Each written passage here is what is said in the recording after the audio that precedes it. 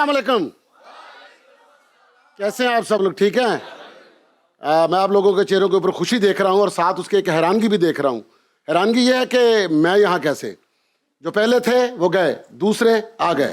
यानी कि जो हमारे मुआशरे में हो रहा है, हमें अपनी चीज़ें कम अच्छी लगती हैं, दूसरों की ज़्यादा अच्छी लगती हैं। अपनी बीवी चाहे हूर जैसी हो, लेकिन साथ वाले पे नज़र होती है। हमारी ये आदत बन चुकी है, इसीलिए मैंने इस शो को हाईजैक कर लिया है। अब ये शो मैं करूँगा, यानी कि ये शो का नाम क्या हो गया?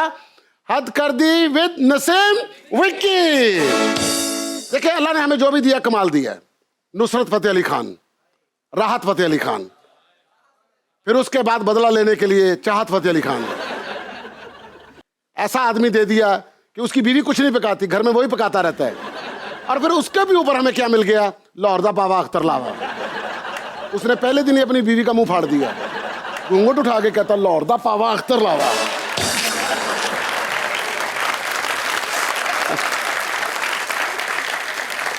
असल में हमारी जिंदगियां कुछ इस तरह की हो गई हैं कि हमें जिंदगी गुजारने के लिए किसी को शादी की जरूरत है और किसी को शादी के बाद आज़ादी की जरूरत है। अब जिसकी शादी नहीं हो रही उसके ऊपर भी मुसीबत है। वो भी हर शादी में जाके कह रहा है यदि हो रही मेरी नहीं हो रही, यदि शक्ल है शादी वाली, मैं एडा सोना काम ते भी जाना, पैसे भी कमाना, मेरी नहीं हो रही। वेले बंदियां की शादी हुई जा रही है। अब जिसकी हुई है उसकी मुसीबत है, उसकी बीवी उसको चैन ही नहीं लेने दे रही। बंदा घर में बैठा, बीवी ऐसी चीज़ है जो हर बात पे शक करती है। बोलो शक पे शक, आदमी बिल्कुल सही भी है फिर भी शक। बंदा घर में बैठा है, तुझे घर ही बैठे रहते, बाहर क्यों नहीं जाते? बंदा बाहर चले जाए, बाहर ही रहना, घर ना आना तुसी। बंदा घर वैसे बैठा हुए, टीवी ला लेंदा बंदा टीवी ला लवे, केड़ी मां ने आना ये? अच्छा, सवाल ही ऐसे कर दिए, मैं पतली के मोटी।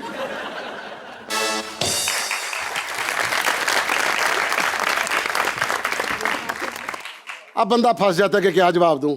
बंदा कटसी में कह ही देता ना, नहीं पतली हो, चलो फिर मुझे उठाकर फ्रिज के पास लेके जाओ। अब बंदे की जान ही निकल जाती। बंदा कहता जानू आप इधर बैठो, मैं फ्रिज उठा के लाता हूँ।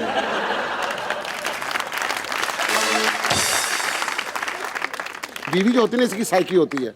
इसको आप जो भी बात करेंगे इसने उसका उलट जवाब देना होता है, तो लिहाजा आपने उल्टा जवाब देना है। बीवी अगर पूछ लेना कि आपके बाहर शायद अपना कहीं चक्कर है, तो बंदे ने कह दिया ना कि नहीं मेरा चक्कर नहीं है। तेरा चक्कर नहीं है, तेरा खानदान ही ऐसा है, तेरे बाप ने भी दो की थी, तू भी दो ही करेगा, तुम रह नहीं सकते।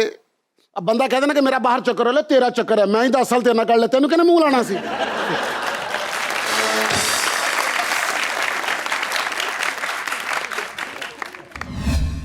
यार पहले ही लेट हो चुका हूँ और मैं लेट नहीं जा सकता सेट पर। एंटरटेनमेंट का शो है, मूड ही ऑफ हो जाता है लेट जाकर। खैर मैं 2 मिनट में पहुंच जाऊंगा। पहुंच चुका हूँ यार वहां पर। कहाँ जा रहे हैं सर? मेरी जान हथकरदी के सेट पे।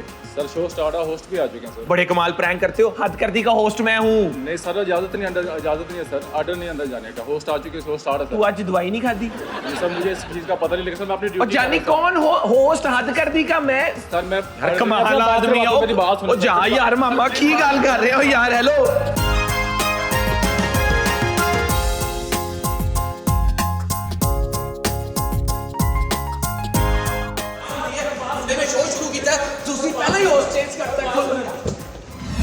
मैं तो अपनी बीवी के साथ जब भी जाता हूँ हाथ पकड़ता हूँ, बाजार में यूं पकड़ के चलता हूं। तो मुझे लोग कहते हैं कि भाई बड़ा प्यार आपकी बीवी के साथ। मैं प्यार नहीं, अभी हाथ छोड़ूंगा दुकान में घुस जाएगी।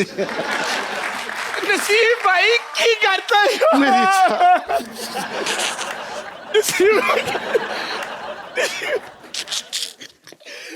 भाई की करके देता है तो तुझे हो शो हाईजैक कर लेता है। यार हाईजैक नहीं किया, फिर देखो लोग हंस रहे हैं ना, मजा ले रहे हैं ना, बस तेरी मेहरबानी, तू कोई और शो पकड़ ले।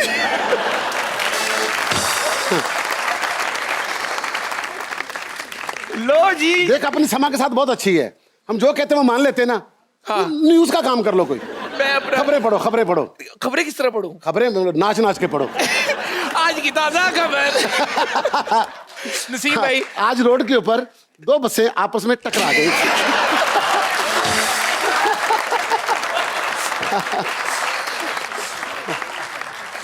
वैसे आपके यहाँ होते मुझसे शो होना नहीं है क्योंकि आप हैं हमारे उस्ताद, लेकिन मैं फिर भी कहूंगा शो होन करेंगे मिलके। दुनिया वैसे ही आपकी फैन है, लेकिन आज मैं चाहता हूँ लोगों को पता चले नसीम विक्की है कौन। नहीं, मैं देखो जो आपका शो है ना मोमिन, ये सच्ची मुझे बहुत पसंद है, और जिस एनर्जी के साथ और जिस टेम्पो के साथ करते हो ना, आई लव यू मेरी जान, सच्ची मुच्ची। और एक और बात कहूं, वो वक्त दूर नहीं है जब तुम यहाँ पर एक ऐसा सिंगल आउट होस्ट हो जाओगे जिसकी मिसाल पूरी दुनिया में दी जाएगी कि मोमिन हमारे पास कितना बड़ा टैलेंटेड आर्टिस्ट है और ये क्या क्या कर सकता है, ये भी वक्त बताएगा इंशाल्लाह, और ये मेरा तजुर्बा है। मैं अब क्या बोलूं, ये हमारे लेजेंड है, हमारे उस्ताद है। मैं आने से पहले भी कह रहा था, जो आप सैड हैं तो आपको नसीम विक्की चाहिए, जो तुसी डिप्रेशन ही चाहिए हो तो नसीम विक्की चाहिए। ये हमारे मुल्क का ही नहीं, हमारी दुनिया का एक सितारा है। पाकिस्तान के लेजेंड नहीं, इंडिया, पाकिस्तान, ऑस्ट्रेलिया, पूरी दुनिया में लोग मान चुके हैं नसीम विक्की। इनके सामने सबकी कॉमेडी पड़ जाए फीकी। वेलकम नसीम विक्की। क्या बात है नसीम भाई, थैंक यू।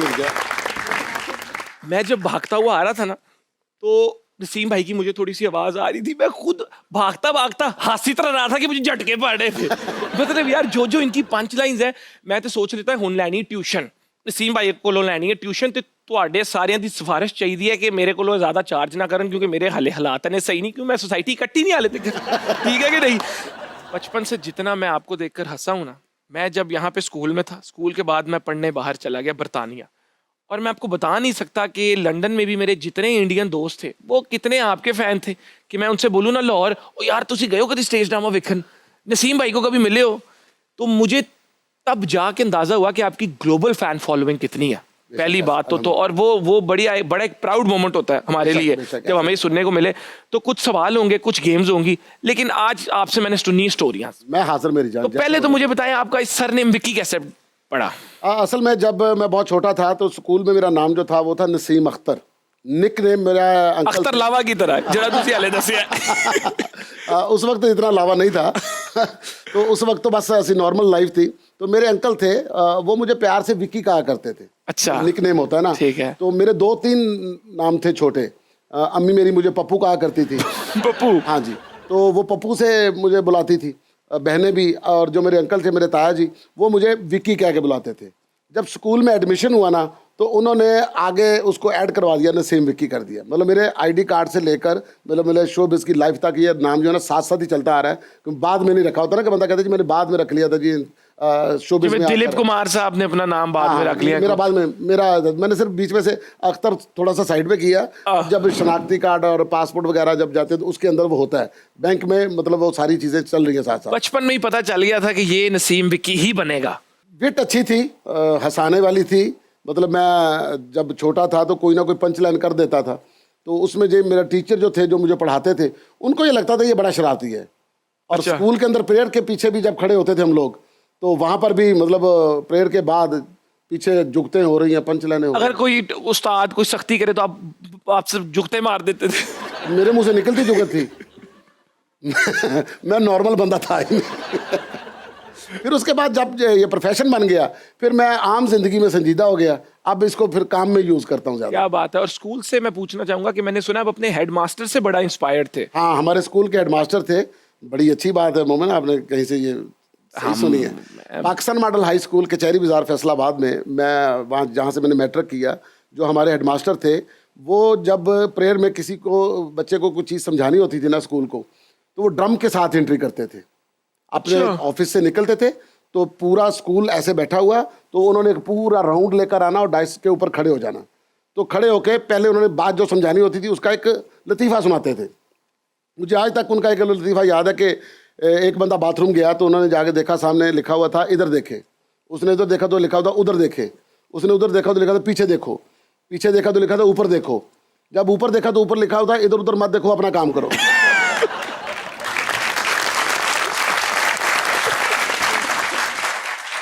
लाफ्टर आया, सब ने क्लैप की। तो फिर उसके बाद कहते हैं कि बेटा जब आप लोग बाथरूम में जाते हो वहाँ पर लिखना बहुत बुरी बात होती है। वहाँ पर आप पेन लेके चले जाते हो, किसी की शक्ल बनाते हो, कुछ करते हो, ये अच्छी चीज़ नहीं होती। जो अच्छे लोग बनना चाहते हैं, ये करना चाहते हैं, वो इस तरह की चीज़ें ख़राब नहीं करते, ये नहीं करते। इस तरह से समझा के वो जाते थे।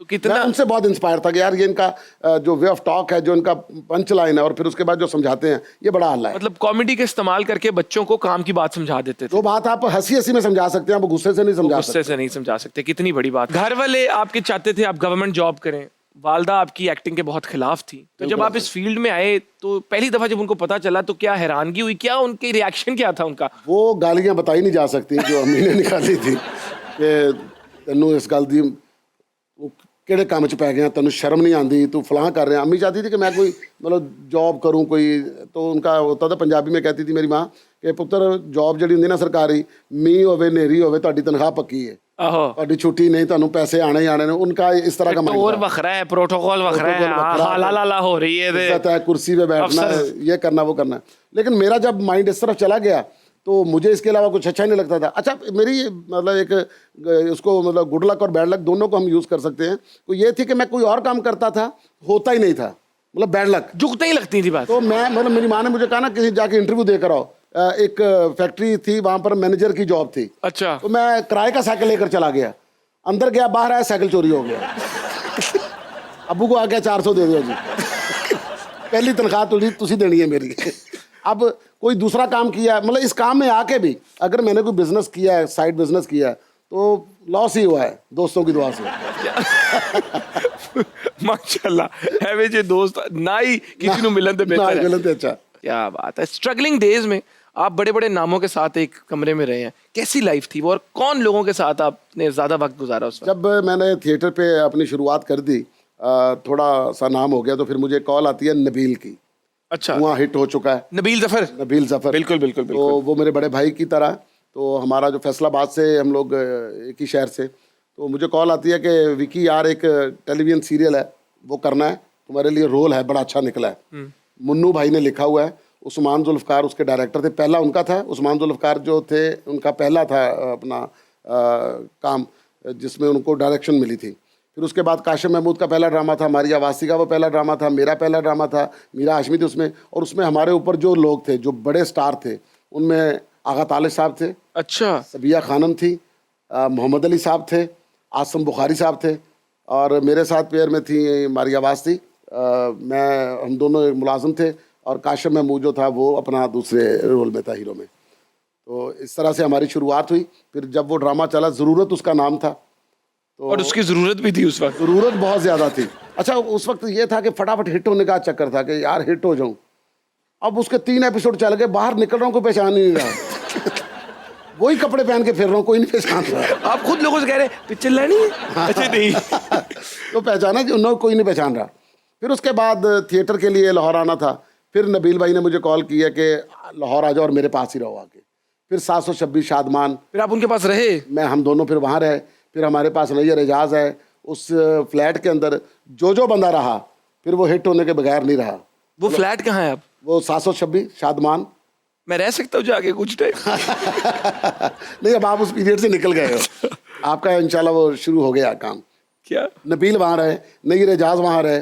और उसके बाद बबू बराल वहाँ रहे अच्छा जी फिर जफर रामी एक सिंगर थे वो वहाँ पर रहे असद भाई वो वहाँ पर रहे नासर चिनोटी वहाँ पर रहा होटल शाकिर था? मिर्जा वहाँ पर रहा फ्लैट ही था या होटल था सर जी आप दरवाजा खोलोगे आपको ऐसे लगेगा उस फ्लैट की मैं बात सुनाता खड़े हूँ होके सो रहे हैं लोग इतने ये मैंने ऐसे कहा हुआ है अपना आप देखना वो कॉमेडी नाइट कपल में जब करीना के साथ मेरा वो एक्ट चल रहा था मैंने उसको कहा ना कि हम लोग दुबई में एक ही फ्लैट में रहते हैं सब एक दूसरे के ऊपर सोते हैं सबको एक ही सपना आता है करीना मेरी है करीना मेरी है तो इसी पर हमारी लड़ाई होती है वो सचमुच फ्लैट ऐसा था कि मतलब जो बंदा इधर सो गया ना अब वो बाथरूम नहीं जा सकता तो सारे ऐसे लगा था जैसे किसी ने ना मतलब बस की सवारी के ऊपर स्प्रे कर दिया सब बेहोश पड़े हैं अब ऊपर से गुजर के सबने जाना तो बाथरूम तक पहुंचे खाने वाल एक दफ़ा ये परफॉर्म करने गए और किए बगैर आ गए पूरी तैयारी करके वहाँ गए पता नहीं क्या हादसा हुआ कि परफॉर्म नहीं किया और वैसे ही वापस आ गए वो हादसा क्या था अभी जब स्ट्रगल थी नए नए आए थे इस काम में तो एक हमारे दोस्त थे जिन्होंने एक काफिला बनाया था थिएटर का एम मकसूद बड़े अच्छे राइटर हैं आप उनको जानते हैं तो पहली बार जब ड्रामा किया था मैंने उन्हीं के साथ किया था उन्हीं का लिखा हुआ किया था तो एक समरान इकबाल थे वो उन्होंने कहा कि एक ड्रामा करना है खाने वाल अच्छा आप सबको मैंने लेकर जाना है अब सारे एक्टर बन के तैयार हो गए और पैसे किसी के पास नहीं है अच्छा ठीक है तो ना कोई एडवांस मिला है ना ये भी है कि पैसे कितने कितने लेने सिर्फ ड्रामा करने जाना है तो पहले तो पूरी टीम जो है ना वो बस की छत पर बैठ के गई खाने वाल ठीक है जी को टिकटों के पैसे नहीं है छत पे बैठे वहाँ पर पहुँच कौन कौन था आपके साथ उसमें मतलब फैसलाबाद के वो सारे मतलब नए नए लड़के मतलब मैं भी था सखावत नाज था वहाँ पर अच्छा। इस्माइल बेग थे और एम मकसूद तो इस तरह सारे बंदे हम लोग चले गए अब खाने वाले जब पहुँचे तो वहाँ पहुँचे तो अब होटल तो जो छत पे बैठ के उनको होटल क्या मिलेगा ठीक है, कहते जी रॉबर्ट हॉल है वहाँ पर, उस हॉल के अंदर ही आपको रहना है। ठीक है। हॉल के अंदर चले गए, जाके सब अब बिस्तर लगे हैं ऐसे जैसे वो स्टेशन के ऊपर लगे होते हैं, तो चेंज हो रहे हैं कपड़े, तो कोई ट्राउजर पहन रहा है, कोई मतलब शलवार कमीज पहन रहा है, कोई कुछ कर रहा है, तो मैं जैसे पजामा पहन रहा हूँ तो मैंने देखा एक बहुत बड़ा शेडो ना एक दीवार के ऊपर से गुजरा, तो मैं और हल्का आप अभी इस पोजीशन में हैं। इस पोजीशन में हूँ, और मैंने देख के कहा कि या अल्लाह खैर, तो फिर ना अभी पहना है पजामा तो पीछे से एक आवाज़ आई, वो दौड़ो ये थे साया ही। तो उसने कहा, कहता हाँ मेरे भी कंधे थे किसी ने हाथ रखे है, दूसरे ने कहा, तीसरा कहता मेरा बैग किसी ने खींचा है। अब वहाँ से स्पीड से सब निकले और कोई नहीं निकल रहा, एक दूसरे के अंदर लग रहे हैं सारे, मतलब टॉम एंड जेरी शुरू हो गया। बड़ी मुश्किलों से सीढ़ियों से गुजरे, घुटनों पे चोटें लगी हुई हैं, बाहर सड़क पे निकले, जाके बैठ गए। अभी सड़क पे निकले ही हैं तो एक गेट खुला है, तो बाबा जी ने लालटेन पकड़ी हुई, कहता क्या हुआ? सब ने उसकी तरफ देखा और उस बाबा के जो ना होते ना ये जो भवें थी वो आपस में जुड़ी हुई चौड़ी, और वो आंखें भी ऐसे नहीं कर रहा, चपक नहीं रहा। कहता क्या हुआ? हमने कहा बाबा जी अंदर से आया। कहता हाँ है। आप लोगों को किसने कहा यहाँ सोने के लिए? बाबा जी हम यहाँ से जाएं। कहता भाग जाओ। अब स्पीड से भागे, पता नहीं कौन कौन किस तरफ भाग रहा है। अब करते करते एक जगह पे इकट्ठे हुए, इकट्ठे होके अब एक मंजी होटल है वहाँ पर, सारे वहाँ चले गए। मंजी होटल? मंजी होटल। तो मकसूद ने कहा यहाँ सो जाते हैं, मैं इनको पैसे दे दूंगा। अब वहाँ पर सो गए। अभी एक घंटा भी नहीं हुआ सोए हो को, एक बंदा वहाँ पर आके बैठा और ऊंची आवाज़ में अखबार पढ़नी शुरू कर दी उसने। वो उतना साये का डर नहीं लगा जितना उसकी खबरों से डर लगा है। क्या बात है। आपका नसीम भाई वो कैरेक्टर खुशियां बड़ा हिट हुआ, वो एक्सप्लोर कैसे किया कैरेक्टर आपने? वो जो थी वो डॉक्टर यूनुस भट्ट साहब ने लिखा था, और मैडम समीना अहमद साहिबा जो थी उनकी प्रोडक्शन थी, और उसके लिए जो मुझे रेकमेंड किया था वो मतलब मेरे बड़े भाई, मेरे उस्ताद, जिनसे मैंने ज़िंदगी का बहुत कुछ सीखा, वसीम अब्बास साहब। बिल्कुल ठीक है। उन्होंने मेरा ये कैरेक्टर जो था उनको रेकमेंड किया कि नसीम विक्की से करवाएं। तो जब मैं गया हूँ तो मुझे डॉक्टर साहब ने कहा कि नसीम विक्की ये जो कैरेक्टर है फर्स्ट एपिसोड में है और सेकंड में है, अच्छा करोगे तो ये लंबा चल जाएगा, वरना ये 2 एपिसोड आपके 2 ही हैं। मैंने कहा जी ठीक है। फिर उसके बाद जब हमने 2 एपिसोड कर लिए, फिर हमने 350 एपिसोड किए उसके।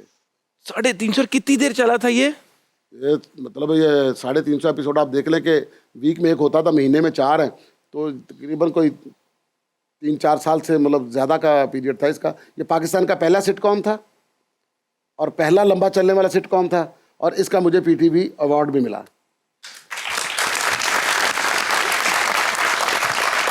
ये हंसी मजाक का सिलसिला तो चलता रहेगा, लेकिन आपको पता है अक्सर जिंदगी में ब्रेक लेनी पड़ती है। अक्सर क्या, हर इंसान को ब्रेक लेनी पड़ती है। अगर आप सोओगे नहीं तो आप कितने दिन उठे रहोगे? तो छोटी सी ब्रेक लेंगे, इस तरह जाके इस तरह आएंगे। कीप वॉचिंग हद कर दी with Momin Sakib. Welcome back ladies and gentleman. चलते हैं अगले सेगमेंट की तरफ जिसका नाम है लिप सिंक बैटल, जहां लगेंगे गाने और गानों पे हम करेंगे एंजॉय। और अगर हम एंजॉय करेंगे, मुझे उम्मीद है कि आप भी एंजॉय करेंगे। तो प्रोड्यूसर साहब गाना लगा दें। Thank you.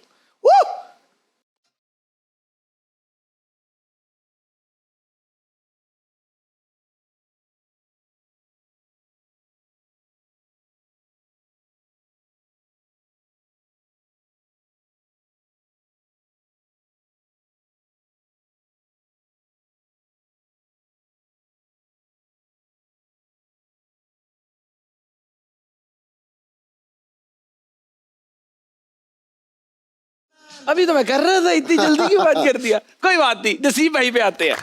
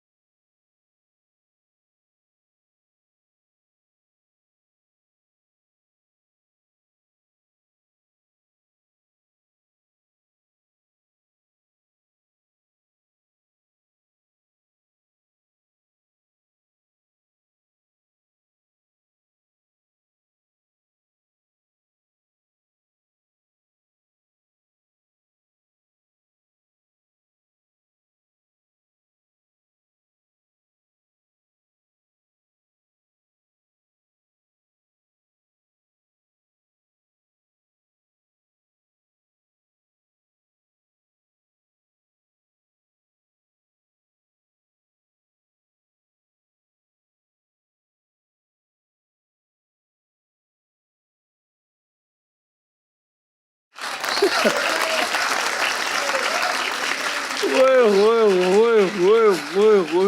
यार माशाल्लाह माशाल्लाह, क्या बात है, क्या एक्सप्रेशंस है। और मुझे ऐसे लग रहा था कि हर बीट का रटा लगा हुआ है। वो वहां से ढुमका आता था, ये हिक भी उसी टाइप पे नीचे जाती थी, वहां से स्टेप आया तो टांग भी उसी टाइप पे। यार क्या बात है यार, माशाल्लाह। अल्लाह ताला आपको इसी तरह खुश रखे। होने साडा नाल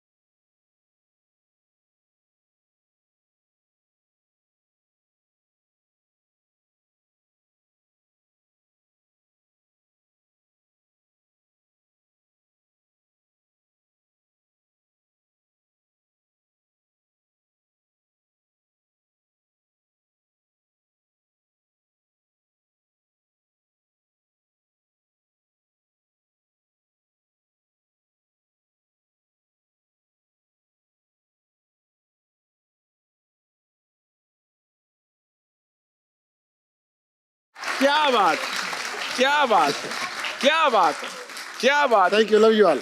आपके पास क्या यार, तालियां बजाए यार, लब हो गया। क्या बात, क्या बात। देखो कितने कितने दिल से, कितनी मोहब्बत से उन्होंने आपको किस तरह एंटरटेन किया यार, इतने दिल से। आजकल तो कोई किसी को वो क्या थिएटर में सुनने दूजी बारी कोई रोटी नहीं पूछता ते एरा दे माशाल्लाह 2 परफॉर्मेंस दित्तियां ने एडियां। बैठे सर, थैंक यू जी।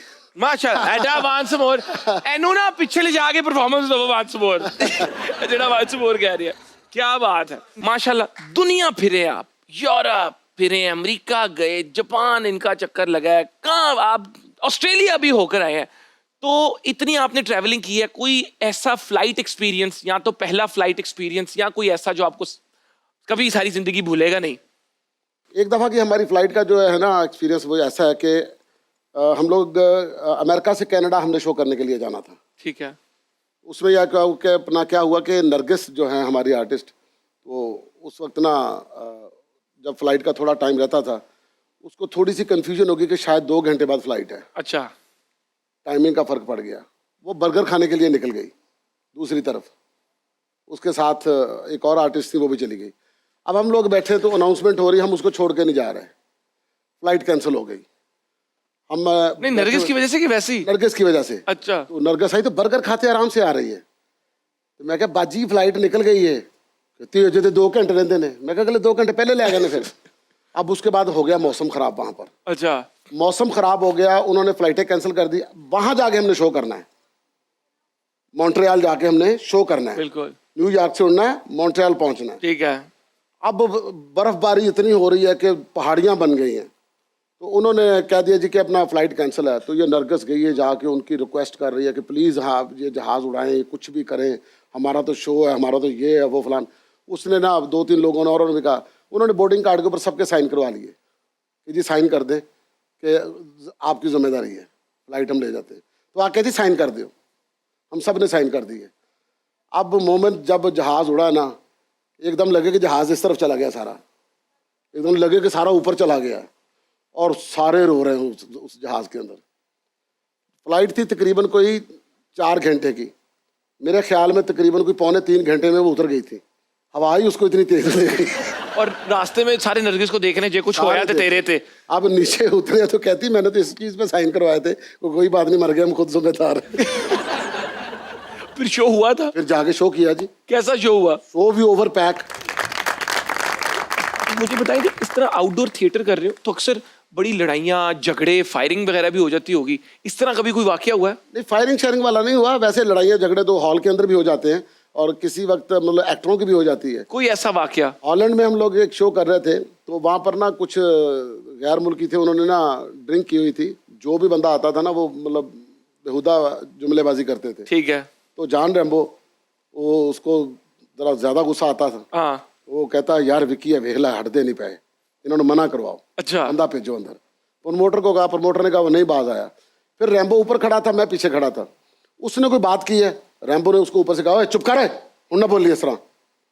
वो फिर उसने की तो रैम्बो ने छलांग लगा दी उसके ऊपर, डायरेक्ट हॉल। रैम्बो वाली हरकत कर मारा, उसके मुंह पे मुक्का और उसको पकड़ के जमीन पे फेंका। मैंने भी छलांग लगा दी। अल्लाह जन्नत नसीब करे। आपने झुकते मारी नीचे जाके या आपने भी मारा? सच्ची मुझे पकड़ लिया ना। अच्छा। अब शौकी खान साहब सबसे मतलब कमजोर सेहत, अल्लाह उनको जन्नतों में घर करे। अच्छा। कहता कुंडियां लाओ ना, जो बाहर कोई ना जाए। वो डर गए, उन्होंने पता नहीं कौन से ये बदमाश है। खैर वो फिर खत्म हो गया मामला। आप अभी बात कर रहे थे, कपिल शर्मा पे काफी सवाल हुए, तो वहां पे स्क्रिप्टिंग का प्रोसेस क्या होता था?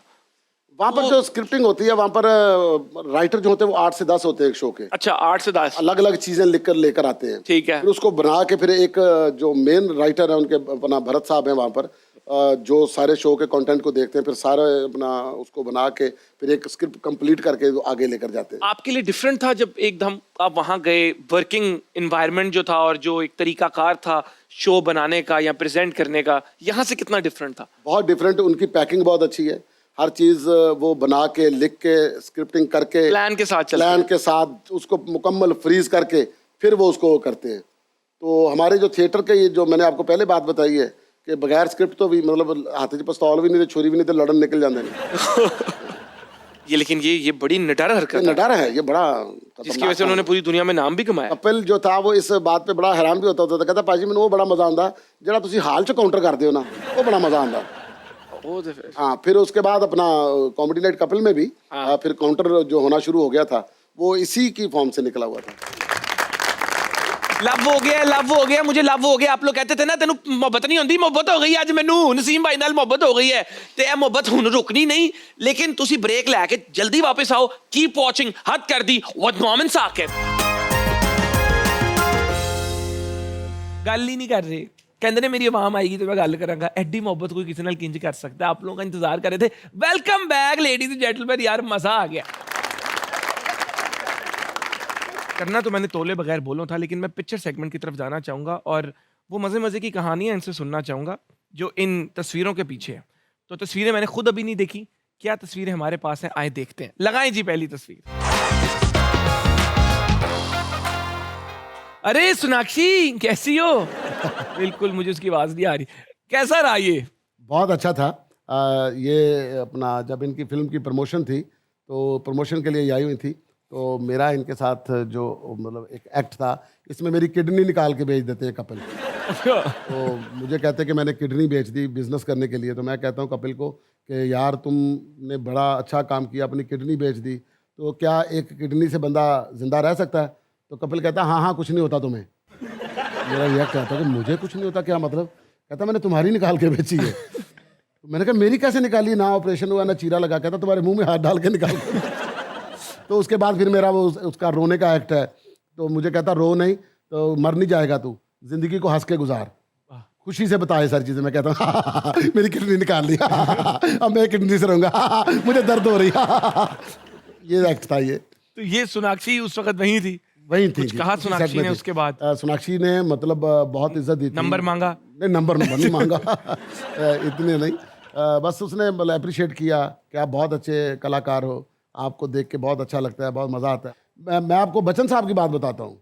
जब बच्चन साहब के साथ पहली दफ़ा मुलाकात हुई, मेरा था कि मैं जाके पैर छूऊंगा, उनकी तारीफ़ें करूंगा, उनकी फिल्में गिनवाऊंगा, उनको कहूँगा सर मैंने आपका वो डायलॉग याद किया हुआ है, सर आपकी वो बात याद की हुई है। उन्होंने इतना मौका ही नहीं दिया। वो कहते हैं कि आप बहुत बढ़िया हैं, आप ये हैं, आप वो हैं, ना पैरों को हाथ लगाने दे रहे, ना कुछ करने दे रहे, तो बंदा फंबल ही हो जाता है कि यार इतना बड़ा आदमी मतलब आपको क्या रिस्पेक्ट दे रहा है। वाह, क्या बात है, क्या बात है वाकई। और यही बड़ापन होता है ऐसा ही जब है। आप किसी को और इज्जत दो। और इज्जत दो। क्या बात है। आ जाए जी अगली पिक्चर। करीना, अच्छा आप तो फुल संजय दत्त, चेने शेने निकली हैं, बाल, ये कोट है, चमकता हुआ कोट। करीना ने कहा नहीं कि बहुत प्यारे लग रहे हो। ये एक्ट आप जब देखेंगे यूट्यूब के ऊपर, नेट के ऊपर आप देखेंगे तो आपको बहुत मज़ा आएगा। ये तकरीबन कोई अपना 25 से 30 मिनट का एक्ट था, मतलब अच्छा। शो के अंदर उतना लग नहीं सकता, मतलब उतना ही लगता है जितना आपका मतलब हिस्सा होता है, तो उसमें थोड़ा लगा था। तो अगर 35 मिनट या 30 मिनट ये किया था ना, तो 35 मिनट या 30 मिनट करीना कपूर क्लैप करती रही है और 3-4 दफ़ा कट हुआ था उनके हंसने की वजह से। अगली क्या है पिक्चर आप लोगों ने ढूंढी? अरे पठान।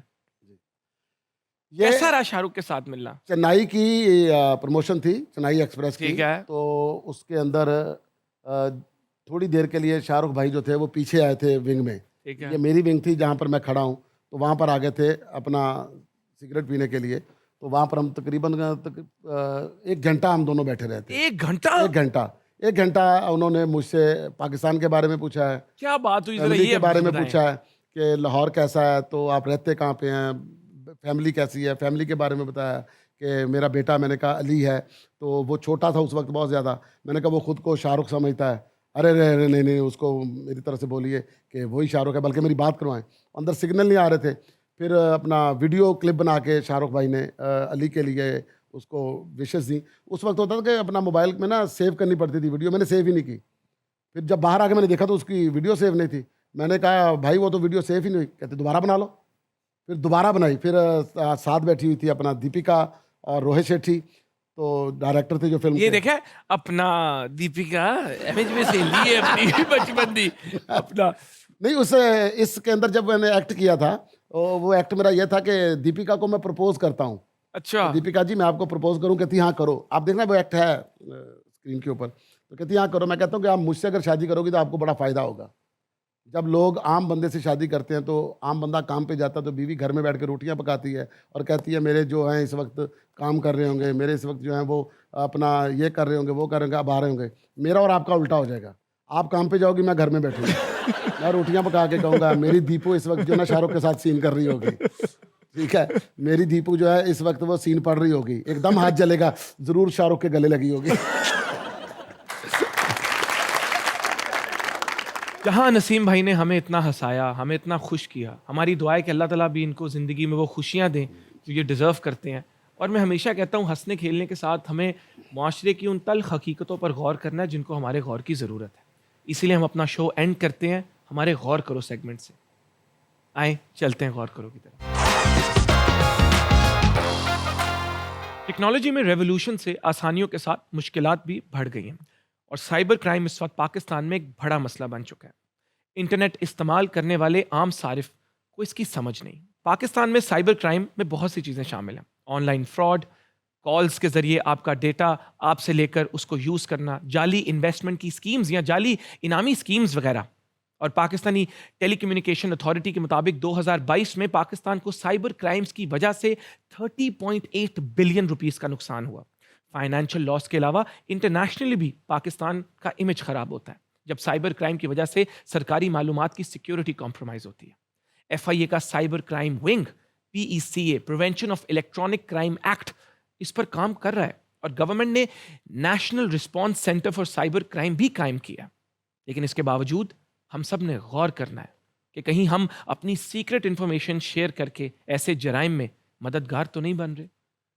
अपने आप को भी सेफ रखें और अपने इर्द गिर्द के लोगों को भी इसके बारे में अवेयरनेस दें कि आप किसी ऑनलाइन फ्रॉड का हिस्सा मत बन जाएं। मेरे अपने वालिद साहब के साथ हुआ था, तो मैं तो फ्रॉम पर्सनल एक्सपीरियंस बता रहा हूँ। तो नसीम भाई इस पे आप कुछ कहना चाहेंगे? मैं यही कहूँगा कि अपना बहुत ख्याल रखें, ऐसी चीज़ों से बचें। कोई भी आपको कभी भी आपके काम के बगैर कुछ नहीं देता, और अपनी डिटेल सिर्फ उस वक्त दें जब आपको कोई चीज़ रिक्वायर हो, और उस नुमाइंदे को दें जिससे आपको काम है और जो मतलब असल है। हर किसी के साथ अपनी प्राइवेसी को शेयर मत कीजिए, इससे बहुत सारे लॉसेस हो रहे हैं। तो किसी भी इनामी स्कीम में जब आपको कोई कॉल आती है कि आपका 10 लाख का इनाम लग गया, आपकी गाड़ी निकल आई है, इस तरह कोई गाड़ी नहीं निकलती। आपको तभी गाड़ी मिलेगी जब आप मेहनत करेंगे। बेशक, बहुत बड़ी बात की आपने। और ये जिस तरह आपने इसको आर्टिकुलेट किया, जिस तरह आपने इसको बोला है, इसी तरह ही लोगों को समझ आएगी। तो इस बात पर गौर करें। मिलते हैं आपसे हद कर दी के अगले शो में। Thank you.